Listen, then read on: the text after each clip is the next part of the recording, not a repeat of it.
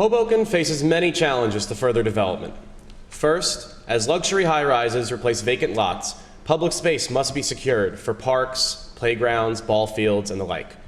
Second, low-lying areas are prone to flooding as a result of an outdated combined sewer system, one which spills a toxic cocktail of stormwater and raw sewage into streets, into homes, and into businesses. Third, and most importantly, conventional stormwater retention techniques face resistance from local residents on the grounds that they take away usable space and are viewed as an eyesore, both valid concerns. Good evening. My name is Sean Dershel from Team Resiliency Park, and we have a solution for Hoboken that can tackle every one of these problems. Our proposal is based on a 5-acre parcel of land in northwest Hoboken, dubbed the Northwest Resiliency Park. As the city's last large open property, it will feature ball fields, green space, and an elevated playground atop an artificial wetland. But what makes this project truly innovative is what lies beneath the surface. An underground detention basin will connect into the existing combined sewer, allowing it to not only store the runoff from a 100-year storm event, but also provide emergency relief when the existing sewer would normally be overwhelmed. Our network of high-density polyethylene pipes will prevent up to 1.1 million gallons, equivalent to a football field filled 3 feet deep, of stormwater and sewage from spilling into the Hudson River, into local streets, and into local properties. In addition, a 16,000 square foot rain garden will afford an additional 500,000 gallons of storage capacity. Out of sight and out of mind, residents will benefit from greater access to green space closer to their homes, decreased frequency and severity of nuisance flooding, and overall improvements to quality of life. By integrating public space with stormwater retention, our team has developed an innovative solution that seeks and delivers the best of all worlds for residents, for developers, and for emergency planners, a sustainable model for Hoboken and other similar coastal communities. Thank you.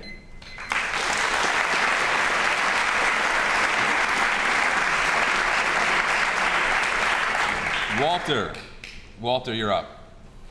All right, when you pick a site in the Northwest Resilient Park, do you consider the topography of the Hoboken County or city? Our primary consideration was the relative shallow depth of the existing water table. That has some implications for construction, especially because our design is a little bit unconventional in that it would have to dig down below the water table, but that existing water table does present some limitations for other strategies, such as rain gardens, such as swales, requiring hard structures if you want to go beneath grade.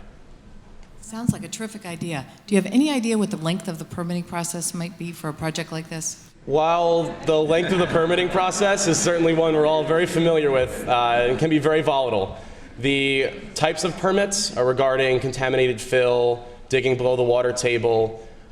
We've considered the types, but length, as those of you familiar with Stevens' new infrastructure projects, can be unpredictable.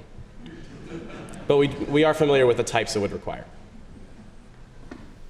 So, Quick answer. yeah, I mean, I think it's a fantastic idea, and actually we are, the city of Hoboken is working on this and acquiring the land, and and we have actually a plan for a detention system. So I'm interested in the idea of the rain garden on top. I think one of the challenges that I will say is having a playground in a rain garden area. I'm not sure how the community will receive that, and there'll be, I think, potentially concerns from the community. So just kind of curious what your thoughts are and your research are on that, and how you would persuade the community that it's a great thing to have a rain garden combined with a playground area.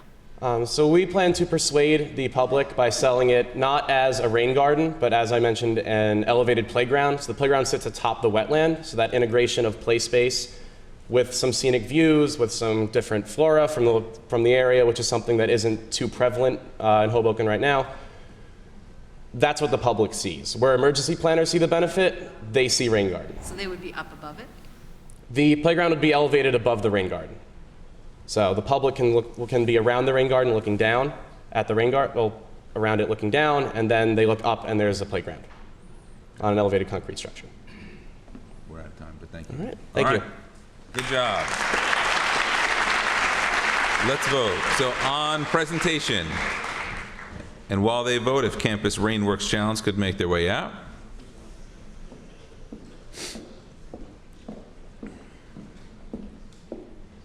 and on business viability.